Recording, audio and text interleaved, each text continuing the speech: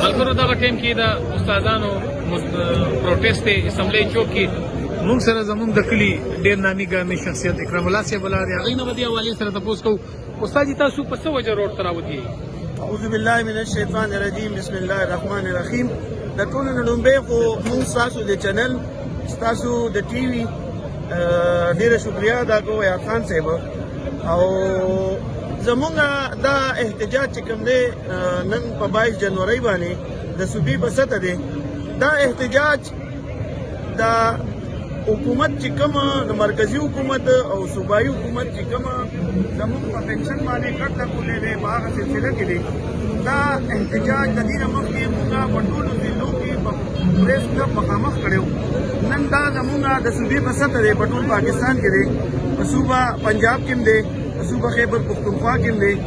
په بلوچستان کې هم دی دغه رنګ په سند کې هم دی آزاد کشمیر کې هم دی ګلګت بلتستان کې هم دی دلته چې مونږ صوبایي اسمبلی مخې ته راغونډ شوي یو نو دا زمونږ د پنشن اصلاحات په نوم باندې چې کوم دی زمونږ ملازمینو سره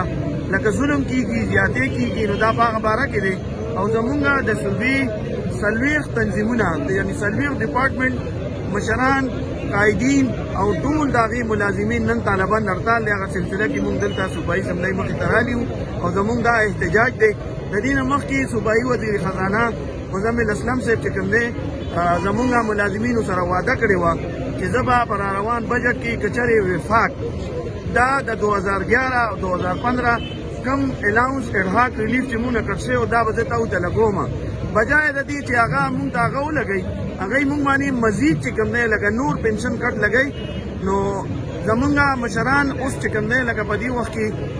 وزیر خزانه صاحب سره ناست دي مذاکرات کېږي مونږ چې کوم دی لکه د الله نه سوال کوو چې زمونږ دا مذاکرات کامیاب شي او زمونږ دا غریب ملازمین چې دی ټول عمر چې کوم دی چا 40 کاله چا 42 کاله چا 45 کاله چا 20 کاله دې وطن لا دې خاورې له چې کوم دی لکه خدمت یې کړی دی هغوی د دې ادارو خدمت کړی دی د دې کام خدمت یې کړی دی نو دا به مونږ ته یو صله هغوی راکوله د پنشن په شکل کې او دا زمونږ د ملازمینو د بوډاپي یو سهاره وه ولې چې په یورپ ملکونو کې په ایډوانس ملکونو کې خو هغه ځای کې چې کوم دی لکه یو انسان بوډا شي که سړی وي که ښځه وي نو هغه خو اولډ هاوس ته بوځي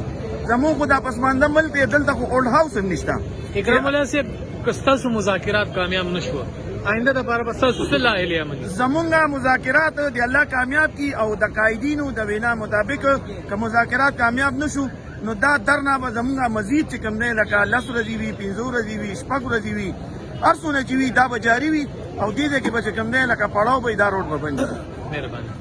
شکریہ جی